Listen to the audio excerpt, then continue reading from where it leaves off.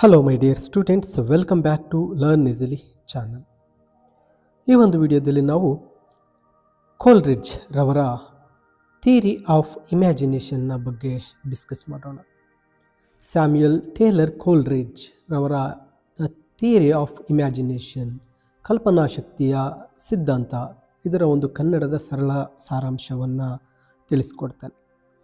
Samuel Taylor ಕೋಲ್ರಿಡ್ಜ್ ರವರು ಶ್ರೇಷ್ಠ ಸಾಹಿತ್ಯ ವಿಮರ್ಶಕರಲ್ಲಿ ಅಂದರೆ ಕ್ರಿಟಿಕ್ಸ್ರಲ್ಲಿ ಒಬ್ಬರಾಗಿರುತ್ತಾರೆ. ಇಲ್ಲಿ ಸೇನ್ಸ್ ಬರಿರವರು ಹೇಳುವ ಪ್ರಕಾರ ಅರಿಸ್ಟಾಟಲ್, ಲಾಂಗಿನಸ್ ಮತ್ತು ಕೋಲ್ರಿಡ್ಜ್ ರವರನ್ನು ಶ್ರೇಷ್ಠ ವಿಮರ್ಶಕರು ಅಂತ ಅವರು ಪರಿಗಣಿಸ್ತಾರೆ. ಅವರನ್ನು ಪ್ರಭಾವವಾದಿ ವಿಮರ್ಶೆಯ ಪಿತಾಮಹ ಅಂತಲೂ ಕರೀತಾರೆ. ಅಂದರೆ ಇಂಪ್ರೆಷನಿಸ್ಟಿಕ್ ಕ್ರಿಟಿಸಿಸಮ್ನ ಒಬ್ಬ ಪಿತಾಮಹ ಅಂತೇಳಿ ಕೋಲ್ರಿಡ್ಜ್ ರವರನ್ನು ಕರೀತಾರೆ. ಕೋಲ್ರಿಡ್ಜ್ ರವರು ಸಾಹಿತ್ಯ ವಿಮರ್ಶೆಯಲ್ಲಿ ಕ್ರಿಟಿಸಿಸಮ್ನಲ್ಲಿ ತತ್ವಶಾಸ್ತ್ರ ಮತ್ತು ಮನೋವಿಜ್ಞಾನವನ್ನು ಪರಿಚಯಿಸ್ತಾರೆ. ಕಲ್ಪನಾ ಶಕ್ತಿಯ ಪರಿಕಲ್ಪನೆಯನ್ನು ಇವರು ಹುಟ್ಟು ಹಾಕ್ತಾರೆ ಮತ್ತು ಕವಿತೆಯ ಸಾವಯವ ಸಮಗ್ರತೆ ಅಂದರೆ ಆರ್ಗ್ಯಾನಿಕ್ ಓಲ್ನೆಸ್ಸನ್ನು ಒತ್ತಿ ಹೇಳ್ತಾರೆ. ಕೋಲ್ರಿಡ್ಜ್ ತಮ್ಮ ಸಾಹಿತ್ಯ ವಿಮರ್ಶೆಯನ್ನು ದಾರ್ಶನಿಕ ತತ್ವಗಳ ಮೇಲೆ ಆಧರಿಸಿದ ಮೊದಲ ಇಂಗ್ಲಿಷ್ ಕ್ರಿಟಿಕ್ ಆಗಿರ್ತಾರೆ. ಅವರಿಗಿಂತ ಮುಂಚಿನ ವಿಮರ್ಶಕರು ಕವಿತೆಯನ್ನು ಹೊರಗಿನಿಂದ ವಿಶ್ಲೇಷಿಸಿ ಅದರ ಗುಣದೋಷಗಳನ್ನು ಚರ್ಚಿಸುವುದಕ್ಕೆ ಮಾತ್ರ ತೃಪ್ತಿಪಟ್ಟಿರ್ತಾರೆ. ಕೋಲ್ರಿಡ್ಜ್ ಆ ಕವಿತೆಯ ಅಸ್ತಿತ್ವಕ್ಕೆ ಬರಲು ಮೂಲ ಕಾರಣ ಏನು ಎಂಬ ಮೂಲಭೂತ ಪ್ರಶ್ನೆಯನ್ನು ಅವರು ಮುಂದಿಟ್ಟಿರ್ತಾರೆ. ಇನ್ನು ಇಲ್ಲಿ ಕೋಲ್ರಿಡ್ಜ್ ರವರ ಒಂದು ಪ್ರಮುಖ ಕೃತಿಗಳ ಬಗ್ಗೆ ಬಂದಾಗ, ಕೋಲ್ರಿಡ್ಜ್ ಇಂಗ್ಲೆಂಡ್ನ ಒಬ್ಬ ಅತ್ಯಂತ ಶ್ರೇಷ್ಠ ಕವಿಯಾಗಿರ್ತಾರೆ ಮತ್ತು ವಿಮರ್ಶಕರು ಕೂಡ ಆಗಿರ್ತಾರೆ. ಇವರು ಪ್ರತಿಭಾವಂತರಾಗಿದ್ದರು ಮತ್ತು ಅವರ ಮನಸ್ಥಿತಿ ಅನುಕೂಲಕರವಾಗಿದ್ದಾಗ ಅವರು ಅತ್ಯುನ್ನತ ದರ್ಜೆಯ ಕೃತಿಗಳನ್ನು ರಚಿಸಬಲ್ಲವರಾಗಿರ್ತಾರೆ. ಆದಾಗ್ಯೂ ಅವರು ಸುದೀರ್ಘ ಮತ್ತು ನಿರಂತರ ಪರಿಶ್ರಮ ಅಸಾಧ್ಯವಾಗಿದ್ದರಿಂದ ಆಗಾಗ ಅವರ ಬರೆಯುವಂಥ ಕೆಲಸ ಕೈ ಬಿಡ್ತಾ ಇರ್ತಾರೆ. ಇವರು ಬರೆದಿರ್ತಕ್ಕಂತಹ ಪ್ರಮುಖ ಕೃತಿಗಳಲ್ಲಿ ಬಯೋಗ್ರಫಿಯಾ ಲಿಟರಿಯಾ, ಇದು 1817ರಲ್ಲಿ ಪ್ರಕಟಗೊಳ್ಳುತ್ತೆ, ಮತ್ತು ಲೆಕ್ಚರ್ಸ್ ಆನ್ ಶೇಕ್ಸ್ಪಿಯರ್ಸ್, ಇದು ಒಂದು ಶೇಕ್ಸ್ಪಿಯರ್ನ ಪ್ರಧಾನ ಪ್ರಾಯೋಗಿಕ ವಿಮರ್ಶೆಗೆ ಈ ಒಂದು ಕೃತಿಯನ್ನು ಬರೆದಿರ್ತಾರೆ. ಬಯೋಗ್ರಫಿಯಾ ಲಿಟರರಿಯಾ, ಇದು ಒಂದು ಸಾಹಿತ್ಯ ಸೌಂದರ್ಯಶಾಸ್ತ್ರ ಅಥವಾ ಸಾಹಿತ್ಯ ಸಿದ್ಧಾಂತದ ಮೇಲಿನ ಕೃತಿಯಾಗಿದೆ.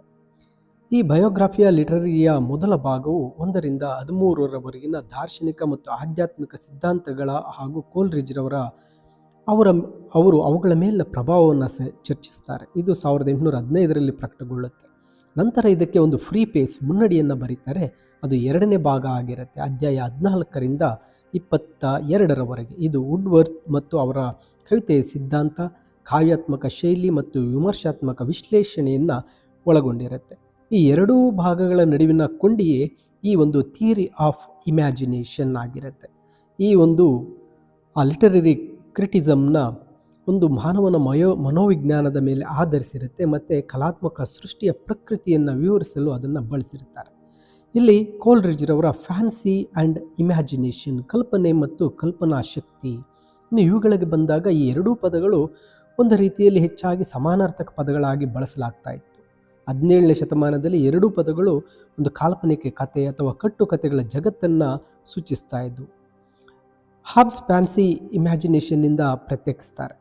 ಇಂದ್ರಿಯ ಗ್ರಹಿಕೆಗಳ ಗಂಭೀರ ಅಕ್ಷರಶಃ ರೂಪ ಮತ್ತು ಆ ಒಂದು ಸ್ಮೃತಿಯಲ್ಲಿ ಅವುಗಳ ಉಳಿವಿಕೆಗಾಗಿ ಫ್ಯಾನ್ಸಿಯನ್ನು ಬಳಸಲಾಗ್ತಾ ಇತ್ತು. ಇದು ಮಧ್ಯಕಾಲೀನ ಮತ್ತು ಪುನರುಜ್ಜೀವನ ಕಾಲದ ಒಂದು ಸಂಪ್ರದಾಯಕ್ಕೆ ಅನುಗುಣವಾಗಿತ್ತು. ಇಲ್ಲಿ ಇಮ್ಯಾಜಿನೇಷಿಯೋ ಮತ್ತು ಫ್ಯಾಂಟೆಸಿಯಾ ಸಾಕಷ್ಟು ಹತ್ತಿರವಾಗಿದ್ದವು, ಆದರೂ ಕೂಡ ಅದರಲ್ಲಿ ಒಂದು ವ್ಯತ್ಯಾಸ ಇತ್ತು. ಫ್ಯಾಂಟೆಸಿಯಾ ಎಂದರೆ ಹಗುರವಾದ ಮತ್ತು ಕಡಿಮೆ ಜವಾಬ್ದಾರಿಯುತ ರೀತಿಯ ಚಿತ್ರಣ ಅಂತ ಹೇಳ್ತಾ ಇತ್ತು. 17ನೇ ಶತಮಾನದ ಒಂದು ಕ್ರಿಟಿಸಿಸಮ್ನಲ್ಲಿ ಫ್ಯಾನ್ಸಿಯ ಒಂದು ಗೌರವ ಕಡಿಮೆಯಾಯಿತು ಮತ್ತು ಇಮ್ಯಾಜಿನೇಷನ್ ಪ್ರಮುಖ ಸ್ಥಾನ ಪಡೆಯಿತು. ಈ ಒಂದು ಫ್ಯಾನ್ಸಿಯ ಮತ್ತು ಒಂದು ಇಮ್ಯಾಜಿನೇಷನ್ನ ಬಗ್ಗೆ ಬಯೋಗ್ರಫಿಯಾ ಲಿಟರರಿಯಾದ 13ನೇ ಅಧ್ಯಾಯದಲ್ಲಿ ಕೋಲ್ರಿಡ್ಜ್ ಈ ರೀತಿ ಬರೀತಾರೆ. ಕಲ್ಪನಾ ಶಕ್ತಿಯನ್ನು, ಇಮ್ಯಾಜಿನೇಷನನ್ನು ನಾನು ಪ್ರಾಥಮಿಕ ಅಥವಾ ಮಾಧ್ಯಮಿಕ ಎಂದು ಪರಿಗಣಿಸ್ತೇನೆ. ಅಂದರೆ ಪ್ರೈಮರಿ ಆ್ಯಂಡ್ ಸೆಕೆಂಡ್ರಿ ಅಂತ ನಾನು ಪರಿಗಣಿಸ್ತೇನೆ. ಪ್ರಾಥಮಿಕ ಕಲ್ಪನಾ ಶಕ್ತಿಯನ್ನು ನಾನು ಎಲ್ಲ ಮಾನವ ಗ್ರಹಿಕೆಗಳ ಜೀವಂತ ಶಕ್ತಿ ಮತ್ತು ಪ್ರಮುಖ ಏಜೆಂಟ್ ಎಂದು ಭಾವಿಸುತ್ತೇನೆ, ಮತ್ತು ಅನಂತವಾದ ನಾನು, ಇನ್ಫೈನೈಟ್ ಐ ಆಮ್ ಎಂಬ ಶಾಶ್ವತ ಸೃಷ್ಟಿಕ್ರಿಯೆಯ ಸೀಮಿತ ಮನಸ್ಸಿನ ಪುನರಾವರ್ತನೆ ಅಂತ ಭಾವಿಸ್ತೇನೆ. ಮಾಧ್ಯಮಿಕ ಕಲ್ಪನಾ ಶಕ್ತಿಯನ್ನು ನಾನು ಮೊದಲನೆಯದರ ಪ್ರತಿಧ್ವನಿ ಅಂತ ಪರಿಗಣಿಸ್ತೇನೆ. ಅಂದರೆ ಇಲ್ಲಿ ಪ್ರೈಮರಿ ಇಮ್ಯಾಜಿನೇಷನ್ ಮತ್ತು ಸೆಕೆಂಡರಿ ಇಮ್ಯಾಜಿನೇಷನ್. ಪ್ರೈಮರಿ ಇಮ್ಯಾಜಿನೇಷನ್ ಅಂತಕ್ಕಂಥದ್ದು ಮಾನವನ ಗ್ರಹಿಕೆಗಳ ಒಂದು ಜೀವಂತ ಶಕ್ತಿ.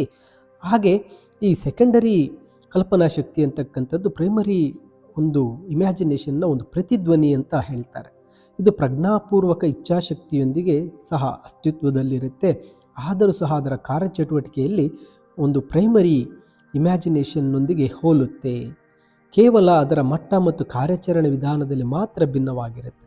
ಇದು ಮರುಸೃಷ್ಟಿಸಲು ಮುಂದಾಗುತ್ತೆ, ಹರಡುತ್ತೆ ಮತ್ತು ಚದುರಿಸುತ್ತೆ. ಅಥವಾ ಈ ಕ್ರಿಯೆಯಲ್ಲಿ ಅಸಾಧ್ಯವಾದದಲ್ಲಿ ಅದು ಆದರ್ಶೀಕರಿಸಲು ಮತ್ತು ಏಕೀಕರಿಸಲು ಹೋರಾಡುತ್ತೆ. ಎಲ್ಲ ವಸ್ತುಗಳಾಗಿ ಮೂಲಭೂತವಾಗಿ ಸ್ಥಿರ ಮತ್ತು ನಿರ್ಜೀವವಾಗಿರುವಂತೆಯೇ ಇದು ಮೂಲಭೂತವಾಗಿ ಪ್ರಮುಖವಾದದ್ದು. ಇದಕ್ಕೆ ವಿರುದ್ಧವಾಗಿ ಫ್ಯಾನ್ಸಿಯು ಸ್ಥಿರತೆ ಮತ್ತು ನಿರ್ದಿಷ್ಟತೆಗಳೇ ಹೊರತಾಗಿ ಆಟವಾಡಲು ಬೇರೆ ದಾಳಗಳನ್ನು ಹೊಂದಿಲ್ಲ. ಫ್ಯಾನ್ಸಿಯು ಕಾಲ ಮತ್ತು ಸ್ಥಳದ ಕ್ರಮದಿಂದ ಮುಕ್ತವಾದ ಒಂದು ಸ್ಮೃತಿಯ ಒಂದು ವಿಧಾನವೇ ಹೊರತು ಬೇರೇನೂ ಅಲ್ಲ ಅಂತ ಕೋಲ್ರಿಡ್ಜ್ ಅವರು ಹೇಳ್ತಾರೆ. ಇಲ್ಲಿ ಕಲ್ಪನಾ ಶಕ್ತಿಯ ವಿಧಗಳು, ಇಮ್ಯಾಜಿನೇಷನ್ನ ವಿಧಗಳಿಗೆ ಬಂದಾಗ ಪ್ರಾಥಮಿಕ ಕಲ್ಪನಾ ಶಕ್ತಿ ಪ್ರೈಮರಿ ಇಮ್ಯಾಜಿನೇಷನ್.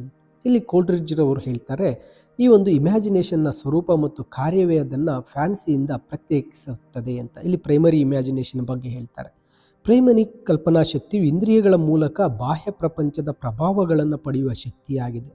ಇದು ಇಂದ್ರಿಯ ವಸ್ತುಗಳನ್ನು ಅವುಗಳ ಭಾಗಗಳಲ್ಲಿ ಮತ್ತು ಸಮಗ್ರವಾಗಿ ಗ್ರಹಿಸುವ ಶಕ್ತಿಯಾಗಿದೆ. ಇದು ಮನಸ್ಸಿನ ಅನೈಚ್ಛಿಕ ಕ್ರಿಯೆಯಾಗಿದೆ. ಮಾನವ ಮನಸ್ಸು ಹೊರಗಿನ ಪ್ರಪಂಚದಿಂದ ಪ್ರಭಾವಗಳನ್ನು ಮತ್ತು ಸಂವೇದನೆಗಳನ್ನು ಅರಿವಿಲ್ಲದೆ ಮತ್ತು ಅನೈಚ್ಛಿಕವಾಗಿ ಪಡೆಯುತ್ತೆ. ಇದು ಆ ಪ್ರಭಾವಗಳ ಮೇಲೆ ಒಂದು ಕ್ರಮವನ್ನು ಹೇರುತ್ತೆ, ಅವುಗಳನ್ನು ಆಕಾರ ಮತ್ತು ಗಾತ್ರಕ್ಕೆ ತರುತ್ತದೆ. ಇದರಿಂದ ಮನಸ್ಸು ಹೊರಗಿನ ಪ್ರಪಂಚದ ಸ್ಪಷ್ಟ ಚಿತ್ರಣವನ್ನು ರೂಪಿಸಲು ಸಾಧ್ಯವಾಗುತ್ತೆ. ಇದು ಸುಸಂಬಂಧ ಗ್ರಹಿಕೆಯನ್ನು ಸಾಧ್ಯವಾಗಿಸುತ್ತೆ ಅಂತ ಹೇಳ್ತಾರೆ. ಇನ್ನು ಸೆಕೆಂಡರಿ ಇಮ್ಯಾಜಿನೇಷನ್ಗೆ ಬಂದಾಗ ಪ್ರಾಥಮಿಕ ಕಲ್ಪನಾ ಶಕ್ತಿಯು ಸಾರ್ವತ್ರಿಕವಾಗಿದೆ ಮತ್ತು ಎಲ್ಲರಿಗೂ ಇರುತ್ತದೆ. ಆದರೆ ಮಾಧ್ಯಮಿಕ ಕಲ್ಪನಾ ಶಕ್ತಿ ಕಲಾವಿದನ ವಿಶಿಷ್ಟ ಗುಣವಾಗಿದೆ. ಈ ಒಂದು ಸೆಕೆಂಡರಿ ಇಮ್ಯಾಜಿನೇಷನ್ ಕಲಾತ್ಮಕ ಸೃಷ್ಟಿಯನ್ನು ಸಾಧ್ಯವಾಗಿಸುತ್ತೆ. ಇದು ಹೆಚ್ಚು ಸಕ್ರಿಯ ಮತ್ತು ಪ್ರಜ್ಞಾಪೂರ್ವಕವಾಗಿದ್ದು ಇಚ್ಛಾಶಕ್ತಿ ಮತ್ತು ಸಂಕಲ್ಪದ ಶ್ರಮದ ಅಗತ್ಯವಿರುತ್ತೆ. ಈ ಸೆಕೆಂಡರಿ ಇಮ್ಯಾಜಿನೇಷನ್ ಅಂತಕ್ಕಂಥದ್ದು ಪ್ರಾಥಮಿಕ ಇಮ್ಯಾಜಿನೇಷನ್ನಿಂದ ಗ್ರಹಿಸಲ್ಪಟ್ಟವುಗಳ ಮೇಲೆ ಕೆಲಸ ಮಾಡುತ್ತೆ. ಆ ಸಂವೇದನೆಗಳನ್ನು ಮತ್ತು ಪ್ರಭಾವಗಳನ್ನು ಕಚ್ಚಾ ವಸ್ತುಗಳನ್ನಾಗಿ ಬಳಸುತ್ತೆ. ಇಚ್ಛಾಶಕ್ತಿ ಮತ್ತು ಬುದ್ಧಿವಂತಿಕೆಯ ಪ್ರಯತ್ನದಿಂದ ಇದು ಈ ವಸ್ತುಗಳನ್ನು ಆಯ್ಕೆ ಮಾಡುತ್ತೆ, ಕ್ರಮಗೊಳಿಸುತ್ತೆ ಮತ್ತು ಮರುರೂಪಿಸುತ್ತೆ ಮತ್ತು ಸೌಂದರ್ಯದ ವಸ್ತುಗಳಾಗಿ ಪರಿವರ್ತಿಸುತ್ತೆ. ಇದು ಎಸೆಂಪ್ಲಾಸ್ಟಿಕ್ ಬಾಹ್ಯ ಪ್ರಪಂಚದ ವಸ್ತುಗಳನ್ನು ಮರುರೂಪಿಸುವ ಒಂದು ರೂಪ ನೀಡುವ ಮತ್ತು ಮಾರ್ಪಡಿಸುವ ಶಕ್ತಿಯಾಗಿದೆ. ಇದು ಸೃಷ್ಟಿಸುವ ಸಲುವಾಗಿ ಕರಗಿಸುವ, ಹರಡುವ ಮತ್ತು ಚದುರಿಸುವ ಸಕ್ರಿಯ ಒಂದು ಶಕ್ತಿಯಾಗಿದೆ ಅಂತ ಹೇಳ್ತಾರೆ. ಈ ಒಂದು ಮಾಧ್ಯಮಿಕ ಕಲ್ಪನಾ ಶಕ್ತಿ ಎಲ್ಲ ಕಾವ್ಯಾತ್ಮಕ ಚಟುವಟಿಕೆಗಳಿಗೆ ಮೂಲವಾಗಿದೆ. ಇದು ಮಾಯಾ ಸಂಶ್ಲೇಷಿತ ಶಕ್ತಿಯಾಗಿದೆ, ಮ್ಯಾಜಿಕಲ್ ಸಿಂಥೆಟಿಕ್ ಪವರ್ ಅಂತ ಹೇಳ್ತಾರೆ. ಇದು ಅತ್ಯಂತ ವಿವಿಧ ಸಾಮರ್ಥ್ಯಗಳಲ್ಲಿ ಗ್ರಹಿಕೆ, ಬುದ್ಧಿಶಕ್ತಿ, ಇಚ್ಛಾಶಕ್ತಿ, ಭಾವನೆಗಳನ್ನು ಸಂಶ್ಲೇಷಿಸುತ್ತೆ ಮತ್ತು ಆಂತರಿಕವನ್ನು ಬಾಹ್ಯದೊಂದಿಗೆ, ವ್ಯಕ್ತಿನಿಷ್ಠತೆಯನ್ನು ವಸ್ತುನಿಷ್ಠತೆಯೊಂದಿಗೆ ಮತ್ತು ಮಾನವನ ಮನಸ್ಸನ್ನು ಪ್ರಕೃತಿಯೊಂದಿಗೆ ಬೆಸೆಯುತ್ತದೆ. ಈ ಶಕ್ತಿಯ ಮೂಲಕ ಪ್ರಕೃತಿ ಕವಿಯ ಆತ್ಮದಿಂದ ಬಣ್ಣ ಪಡೆಯುತ್ತದೆ ಮತ್ತು ಕವಿ ಆತ್ಮವು ಪ್ರಕೃತಿಯಲ್ಲಿ ಮುಳುಗುತ್ತದೆ.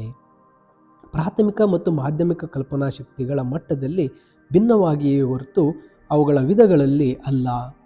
ಇಲ್ಲಿ ಸೆಕೆಂಡರಿ ಹೆಚ್ಚು ಸಕ್ರಿಯ, ಪ್ರಜ್ಞಾಪೂರ್ವಕ ಮತ್ತು ಸ್ವಯಂ ಪ್ರೇರಿತವಾಗಿದೆ ಮತ್ತು ಅದು ಕಲಾವಿದನು ಅನುಭವಿಸುವ ವಿಶೇಷ ಹಕ್ಕು ಅದರ ಪ್ರಾಥಮಿಕ ಒಂದು ಗುಣವಾಗಿದೆ ಅಂತ ಹೇಳ್ತಾರೆ. ಫ್ಯಾನ್ಸಿ ಮತ್ತು ಇಮ್ಯಾಜಿನೇಷನ್ನ ಬಗ್ಗೆ ಕೋಲ್ರಿಡ್ಜ್ ಹೇಳ್ತಕ್ಕಂಥದ್ದು, ಫ್ಯಾನ್ಸಿ ಮತ್ತು ಇಮ್ಯಾಜಿನೇಷನ್ ವಿಧದಲ್ಲಿ ಭಿನ್ನವಾಗಿವೆ. ಅವು ಎರಡೂ ವಿಭಿನ್ನ ರೀತಿಯ ಚಟುವಟಿಕೆಗಳಾಗಿದೆ. ಫ್ಯಾನ್ಸಿ ಸೃಜನಶೀಲ ಶಕ್ತಿಯೇ ಅಲ್ಲ, ಇದು ತಾನು ಗ್ರಹಿಸಿದ್ದನ್ನು ಸಂಯೋಜಿಸುತ್ತೆ ಅಷ್ಟೇ. ಆದರೆ ಕಲ್ಪನಾ ಶಕ್ತಿಯಂತೆ ಅದು ಬೆಸೆಯುವುದಿಲ್ಲ ಮತ್ತು ಏಕೀಕರಿಸುವುದಿಲ್ಲ ಮತ್ತು ವ್ಯತ್ಯಾಸವು ಯಾಂತ್ರಿಕ ಮಿಶ್ರಣ ಮತ್ತು ರಾಸಾಯನಿಕ ಸಂಯುಕ್ತದ ನಡುವಿನ ವ್ಯತ್ಯಾಸದಂತಿರುತ್ತೆ ಅಂತ. ಇಲ್ಲಿ ಫ್ಯಾನ್ಸಿ ಅಂತಕ್ಕಂಥದ್ದು ಮೆಕ್ಯಾನಿಕಲ್ ಮಿಕ್ಸ್ಚರ್ ಆಗಿರುತ್ತೆ ಮತ್ತು ಇಮ್ಯಾಜಿನೇಷನ್ ಅಂತಕ್ಕಂಥದ್ದು ಕೆಮಿಕಲ್ ಮಿಕ್ಸ್ಚರ್ ಆಗುತ್ತೆ ಅಂತಕ್ಕಂಥದ್ದನ್ನ ಹೇಳ್ತಾರೆ. ಇಲ್ಲಿ ಆ ಮೆಕ್ಯಾನಿಕಲ್ ಮಿಕ್ಸ್ಚರ್, ಫ್ಯಾನ್ಸಿ ಅಂದರೆ ಪದಾರ್ಥಗಳನ್ನು ಒಟ್ಟಿಗೆ ಸೇರಿಸಿ ಬೆಸೆಯಲಾಗಿರುತ್ತೆ, ಆದರೆ ಅವು ತಮ್ಮ ವೈಯಕ್ತಿಕ ಗುಣಲಕ್ಷಣಗಳನ್ನು ಕಳೆದುಕೊಳ್ಳುವುದಿಲ್ಲ ಮತ್ತು ಪ್ರತ್ಯೇಕ ಗುರುತುಗಳಾಗಿ ಅಸ್ತಿತ್ವದಲ್ಲಿರುತ್ತೆ. ಇನ್ನು ಇಮ್ಯಾಜಿನೇಷನ್ ಅಂತಕ್ಕಂಥದ್ದು ರಾಸಾಯನಿಕ ಒಂದು ಸಂಯುಕ್ತ. ಭಿನ್ನ ಪದಾರ್ಥಗಳನ್ನು ಸೇರಿ ಹೊಸದನ್ನು ರೂಪಿಸುತ್ತವೆ. ಸಂಪೂರ್ಣವಾಗಿ ಭಿನ್ನವಾದದ್ದನ್ನು ಸೃಷ್ಟಿಸಲು ಅವು ತಮ್ಮ ತಮ್ಮ ಗುಣಗಳನ್ನು ಕಳೆದುಕೊಳ್ಳುತ್ತೆ ಅಂತ ಹೇಳ್ತಾರೆ. ಈ ಒಂದು ಸಂಯುಕ್ತವು ಸೃಷ್ಟಿಯ ಕ್ರಿಯೆಯಾಗಿದೆ. ಅದರ ಮಿಶ್ರಣವು ಕೇವಲ ಪ್ರತ್ಯೇಕ ಘಟಗಳನ್ನು ಒಟ್ಟಿಗೆ ತರುವುದಾಗಿದೆ. ಕೋಲ್ರಿಡ್ಜ್ಗೆ ಫ್ಯಾನ್ಸಿ ಎಂಬುದು ಕಾವ್ಯಾತ್ಮಕ ಪ್ರತಿಭೆ, ಒಂದು ವಸ್ತ್ರ, ಡ್ರೆಸ್. ಆದರೆ ಇಮ್ಯಾಜಿನೇಷನ್ ಅದರ ಆತ್ಮ ಆಗಿದೆ ಅಂತ ಹೇಳ್ತಾರೆ. ಇಮ್ಯಾಜಿನೇಷನ್ ಬಗ್ಗೆ ವರ್ಡ್ಸ್ವರ್ತ್ ಮತ್ತು ಕೋಲ್ರಿಡ್ಜ್ ಅವರ ಒಂದು ಭಾವನೆಗಳಲ್ಲಿ ಬರುತ್ತೆ. ಕೋಲ್ರಿಡ್ಜ್ ಕಲ್ಪನಾ ಶಕ್ತಿಯಲ್ಲಿನ ತಮ್ಮ ಆಸಕ್ತಿಗೆ ವುಡ್ವರ್ತ್ ರವರಿಗೆ ಋಣಿಯಾಗಿದ್ದಾರೆ. ಆದರೆ ಅವರು ಹಲವಾರು ವಿಷಯಗಳಲ್ಲಿ ಭಿನ್ನರಾಗಿದ್ದಾರೆ. ವುಡ್ವರ್ತ್ ಕವಿತೆಯ ಅಭ್ಯಾಸ ಮತ್ತು ಅದರ ಪ್ರಭಾವದಲ್ಲಿ ಆಸಕ್ತಿ ಹೊಂದಿದ್ರು. ಆದರೆ ಕೋಲ್ರಿಡ್ಜ್ ಕಲ್ಪನಾ ಸಿದ್ಧಾಂತದಲ್ಲಿ ಆಸಕ್ತಿ ಹೊಂದಿದ್ರು. ಕಲ್ಪನಾ ಶಕ್ತಿಯ ಸ್ವರೂಪವನ್ನು ಅಧ್ಯಯನ ಮಾಡಿದ ಮತ್ತು ಸೃಜನಶೀಲ ಚಟುವಟಿಕೆಯಲ್ಲಿ ಅದರ ಪಾತ್ರವನ್ನು ಪರಿಶೀಲಿಸಿದ ಮೊದಲ ವಿಮರ್ಶಕ ಕೋಲ್ರಿಡ್ಜ್. ವುಡ್ಸ್ವರ್ತ್ ಫ್ಯಾನ್ಸಿ ಮತ್ತು ಇಮ್ಯಾಜಿನೇಷನ್ ಪದಗಳನ್ನು ಬಹುತೇಕ ಸಮಾನಾರ್ಥಗಳಿಗಾಗಿ ಬಳಸಿರ್ತಾರೆ. ಕೋಲ್ರಿಡ್ಜ್ ಅವುಗಳ ನಡುವಿನ ವ್ಯತ್ಯಾಸವನ್ನು ಗುರುತಿಸಿ ಅವುಗಳ ಪಾತ್ರಗಳನ್ನು ವ್ಯಾಖ್ಯಾನಿಸಿದ ಮೊದಲ ವ್ಯಕ್ತಿಯಾಗಿರ್ತಾರೆ. ವುಡ್ಸ್ವರ್ತ್ ಪ್ರಾಥಮಿಕ ಮತ್ತು ಮಾಧ್ಯಮಿಕ ಒಂದು ಪ್ರೈಮರಿ ಆ್ಯಂಡ್ ಸೆಕೆಂಡರಿ ಇಮ್ಯಾಜಿನೇಷನ್ ನಡುವಿನ ವ್ಯತ್ಯಾಸ ಮಾಡಲಿಲ್ಲ. ಆದರೆ ಕೋಲ್ರಿಡ್ಜ್ ಅವರ ವಿವರಣೆಯ ಹೆಚ್ಚಿನ ಆಳ ಮತ್ತು ದಾರ್ಶನಿಕ ಸೂಕ್ಷ್ಮತೆಯನ್ನು ಒದಗಿಸುತ್ತೆ ಮತ್ತು ಇದು ಸಾಹಿತ್ಯ ಸಿದ್ಧಾಂತಕ್ಕೆ ಅವರ ವಿಶಿಷ್ಟ ಒಂದು ಕೊಡುಗೆಯಾಗಿದೆ. ಸಾಹಿತ್ಯಿಕ ಒಂದು ಸಮಸ್ಯೆಗಳಿಗೆ ತಮ್ಮ ಮಾನಸಿಕ ದೃಷ್ಟಿಕೋನದಿಂದ ಕೋಲ್ರಿಡ್ಜ್ ಹಿಂದಿನ ಇಂಗ್ಲಿಷ್ ವಿಮರ್ಶಕರಿಗಿಂತ ಭಿನ್ನವಾಗಿದ್ದಾರೆ. ಅವರಿಗೆ ಕವಿತೆ ಅಥವಾ ನಾಟಕದಲ್ಲಿ ಆಸಕ್ತಿ ಇರಲಿಲ್ಲ. ಬದಲಾಗಿ ಅವು ಮಾನವನ ಸ್ವಭಾವದ ಬಗ್ಗೆ ಏನನ್ನು ಪ್ರದರ್ಶಿಸುತ್ತೆ, ಅವುಗಳ ಸೌಂದರ್ಯಕ್ಕೆ ಕಾರಣವಾದ ಮೂಲ ತತ್ವ ಎಂಬುದು ಮತ್ತು ಯಾವುದು ಎಂಬುದರಲ್ಲಿ ಆಸಕ್ತಿ ಇತ್ತು. ಇವರ ಸಿದ್ಧಾಂತವು ಮಿತಿಗಳನ್ನು ಹೊಂದಿದೆ, ಏಕೆಂದರೆ ಇದು ರೊಮ್ಯಾಂಟಿಕ್ ಕಾವ್ಯವನ್ನು ಬೆಂಬಲಿಸುತ್ತೆ ಮತ್ತು ಆಂತರಿಕವನ್ನು ಬಾಹ್ಯವಾಗಿ ಮತ್ತು ಬಾಹ್ಯವನ್ನು ಆಂತರಿಕವನ್ನಾಗಿ ಮಾಡುವವರನ್ನು ಸಮರ್ಥಿಸುತ್ತೆ. ಕೆಲವೊಮ್ಮೆ ಕಾಲದ ಪರೀಕ್ಷೆಯನ್ನು ಎದುರಿಸಿದ ನಂತರ ಇತರ ಕಾವ್ಯಗಳನ್ನು ನಿರ್ಲಕ್ಷಿಸುತ್ತೆ. ಆದಾಗ್ಯೂ ಇದು ಇಂಗ್ಲಿಷ್ ವಿಮರ್ಶಕರಿಗೆ ಒಂದು ಸ್ವತಂತ್ರವಾಗಿ ಯೋಚಿಸಲು ಕಲಿಸುತ್ತೆ. ಇಲ್ಲಿ ಕೋಲ್ರಿಡ್ಜ್ ಅವರು ಮುಂದೆ ಬರೆದು ಹೇಳ್ತಾರೆ, ಕವಿತೆಯ ಒಂದು ಸಾವಯವ ಸಮಗ್ರತೆ, ಆರ್ಗ್ಯಾನಿಕ್ ಹೋಲ್ನೆಸ್ ಆಫ್ ಪೊಯಮ್. ಕವಿತೆ ಒಂದು ಪೊಯಮ್ ಒಂದು ಸಾವಯವ ಸಮಗ್ರತೆಯಾಗಿರುತ್ತೆ. ಅದರ ರೂಪ ಅದರ ವಿಷಯದಿಂದ ನಿರ್ಧರಿಸಲ್ಪಟ್ಟಿರುತ್ತೆ ಮತ್ತು ಆ ವಿಷಯಕ್ಕೆ ಅಗತ್ಯವಾಗಿದೆ ಎಂದು ಕೋಲ್ರಿಡ್ಜ್ ಹೇಳ್ತಾರೆ. ಹೀಗಾಗಿ ಛಂದಸ್ಸು ಮತ್ತು ಪ್ರಾಸಗಳು ಕೇವಲ ಹೆಚ್ಚುವರಿಯಾಗಿ ಸೇರಿಸಲಾದ ಸಂತೋಷವಲ್ಲ, ಅತಿರೇಕದ ಅಥವಾ ಕೈಬಿಡಬಹುದಾದ ವಿಷಯವಲ್ಲ, ಕೇವಲ ಅಲಂಕಾರವಲ್ಲ, ಆದರೆ ನಿಜವಾದ ಕಾವ್ಯಾತ್ಮಕ ಆನಂದಕ್ಕೆ ಅತ್ಯಗತ್ಯವಾದವುಗಳಾಗಿರುತ್ತೆ. ಕೋಲ್ರಿಡ್ಜ್ ಕವಿತೆಯ ಒಂದು ಆರ್ಗ್ಯಾನಿಕ್ ಒಂದು ಇಂಟಿಗ್ರೇಷನ್ ಅಥವಾ ಸಮಗ್ರತೆಯ ಮಹತ್ವವನ್ನು ಒತ್ತಿ ಹೇಳ್ತಾರೆ. ಒಂದು ಶ್ರೇಷ್ಠ ಕವಿತೆಯು ಏಕೀಕೃತ ರಚನೆಯನ್ನು ಹೊಂದಿರಬೇಕು ಅಂತ ಅವರು ಹೇಳ್ತಾರೆ. ಅಲ್ಲಿ ಪ್ರತಿಯೊಂದು ಭಾಗವು ಕೃತಿಯ ಒಟ್ಟಾರೆ ಸುಸಂಬಂಧ ಮತ್ತು ಅರ್ಧಕ್ಕೆ ಕೊಡುಗೆ ನೀಡುತ್ತೆ. ಕೋಲ್ರಿಡ್ಜ್ರವರ ಪ್ರಕಾರ ಪದ್ಯವು ಒಂದು ವಿವಿಧ ಅಂಶಗಳಾದ ಅದರ ವಸ್ತುಗಳು, ಥೀಮ್ಸ್, ಚಿತ್ರಣ, ಭಾಷೆ ಮತ್ತು ಅದರ ರೂಪ ಒಂದು ಸಂಪೂರ್ಣ ಅಥವಾ ಅಂತಃಸಂಪರ್ಕಿತವಾದಂಥ ಕಲಾತ್ಮಕ ಅಭಿವ್ಯಕ್ತಿಯನ್ನು ರಚಿಸಲು ಸಾಮರಸ್ಯದಿಂದ ಒಟ್ಟಾಗಿ ಕೆಲಸ ಮಾಡಬೇಕು. ಆಗಲೇ ಆ ಒಂದು ಆರ್ಗ್ಯಾನಿಕ್ ಹೋಲ್ನೆಸ್ ಅಂತಕ್ಕಂಥದ್ದು ಆ ಒಂದು ಪೊಯಮ್ನಲ್ಲಿ ಇರುತ್ತೆ ಅಂತಕ್ಕಂಥದ್ದನ್ನು ಕೋಲ್ರಿಡ್ಜ್ರವರು ತಿಳಿಸ್ತಾರೆ. ಇಲ್ಲಿ ಕೋಲ್ರಿಡ್ಜ್ರವರು ಮತ್ತೊಂದು ಸಿದ್ಧಾಂತವನ್ನು ಮಂಡಿಸ್ತಾರೆ, ವಿಲ್ಲಿಂಗ್ ಸಸ್ಪೆನ್ಷನ್ ಆಫ್ ಡಿಸ್ಬಿಲೀಫ್ ಅಂತ. ನಂಬಿಕೆ ಇಲ್ಲದಿರುವಿಕೆಯ ಸಮ್ಮತ ಒಂದು ವಿರಾಮ ಅಂತ. ಅಂದರೆ ಒಂದು ಪದ್ಯವನ್ನು ಓದುವಾಗ ಅಥವಾ ಒಂದು ನಾಟಕವನ್ನು ನೋಡುವಾಗ ಅಥವಾ ಒಂದು ಫಿಲ್ಮನ್ನು ನೋಡುವಾಗ ಅಲ್ಲಿ ನಂಬಿಕೆ ಅಥವಾ ಅಪನಂಬಿಕೆ ಯಾವುದೂ ಇರೋದಿಲ್ಲ. ಬದಲಾಗಿ ಅಪನಂಬಿಕೆ ಕೇವಲ ಒಂದು ವಿರಾಮ, ಸಸ್ಪೆನ್ಷನ್ ಮಾತ್ರ ಇರುತ್ತೆ ಅಂತ ಹೇಳ್ತಾರೆ.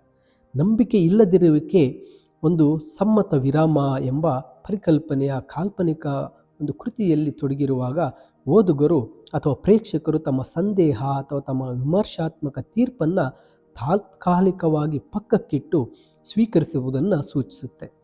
ಕಾಲ್ಪನಿಕ ಸಾಹಿತ್ಯವನ್ನು ಸಂಪೂರ್ಣವಾಗಿ ಪ್ರಶಂಸಿಸಲು ಮತ್ತು ಅದರಲ್ಲಿ ತೊಡಗಿಸಿಕೊಳ್ಳಲು ಓದುಗನು ಪಠ್ಯದಲ್ಲಿ ಪ್ರಸ್ತುತಪಡಿಸಲಾದಂತಹ ಅತೀಂದ್ರಿಯ ಅಥವಾ ಅಸಂಭವ ಅಂಶಗಳಲ್ಲಿ ತನ್ನ ಅಪನಂಬಿಕೆಯನ್ನು ತಡೆಹಿಡಿಯಲು ಸಿದ್ಧರಾಗಿರಬೇಕು ಅಂತ ಕೋಲ್ರಿಡ್ಜ್ರವರು ಹೇಳ್ತಾರೆ. ಇದು ಓದುಗರಿಗೆ ನಿರೂಪಣೆಯ ಜಗತ್ತನ್ನು ಪ್ರವೇಶಿಸಲು ಮತ್ತು ಅದನ್ನು ಹೆಚ್ಚು ಸಂಪೂರ್ಣವಾಗಿ ಅನುಭವಿಸಲು ಅನುವು ಮಾಡಿಕೊಡುತ್ತೆ ಅಂತ ಹೇಳ್ತಾರೆ.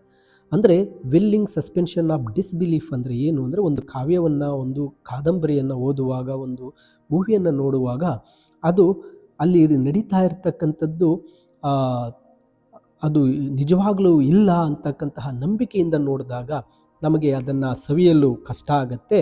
ಆದ್ದರಿಂದ ನಾವು ಅಲ್ಲಿ ಏನು ಮಾಡಬೇಕಾಗತ್ತೆ, ನಂಬಿಕೆ ಅಪನಂಬಿಕೆ ಎರಡನ್ನು ಬದಿಗಿಟ್ಟು ಒಳಗಿರ್ತಕ್ಕಂತಹ ಪೂರ್ಣವಾಗಿ ನಾವು ಆಸ್ವಾದಿಸಬೇಕು. ಅದನ್ನೇ ಏನಂತ ಕರೀತಾರೆ, the willing suspension of disbelief ಅಂತ ಹೇಳಿ ಕೋಲ್ರಿಡ್ಜ್ರವರು ತಿಳಿಸಿರ್ತಾರೆ. ಮೈ ಡಿಯರ್ ಸ್ಟೂಡೆಂಟ್ಸ್, ಇದು ಸ್ಯಾಮ್ಯುಯಲ್ ಕೋಲ್ರಿಡ್ಜ್ರವರ ದ ಥಿಯರಿ ಆಫ್ ಇಮ್ಯಾಜಿನೇಷನ್ನಲ್ಲಿ ಬಂದಿರತಕ್ಕಂತಹ ಸಂಪೂರ್ಣವಾದ ಸಾರಾಂಶ ಆಗಿರುತ್ತೆ. ನೀವು ಈ ಒಂದು ಕನ್ನಡದ ಎಕ್ಸ್ಪ್ಲನೇಷನ್ ಕೇಳಿದರೆ ಇಂಗ್ಲೀಷ್ ಸಮ್ರಿಯ PDF ವಿಡಿಯೋದ ಡಿಸ್ಕ್ರಿಪ್ಷನ್ನಲ್ಲಿದೆ, ನೀವು ಡೌನ್ಲೋಡ್ ಮಾಡಿಕೊಳ್ಳಬಹುದಾಗಿರುತ್ತೆ. ಆ ಸಮರಿಯನ್ನು ಓದಿ ನಿಮಗೆ ಸಂಪೂರ್ಣವಾಗಿ ಅರ್ಥ ಆಗುತ್ತೆ ಅಂತ ತಿಳಿಸುತ್ತಾ, thank you for watching this video.